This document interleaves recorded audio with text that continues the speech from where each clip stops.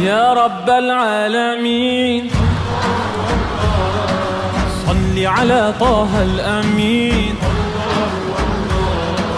في كل وقت وحين املأ قلبي باليقين ثبتني على هذا الدين الله الله واغفر لي والمؤمنين حسبي ربي جل الله ما في قلبي غير الله نور محمد صلى الله لا إله إلا الله Allah. God bless you.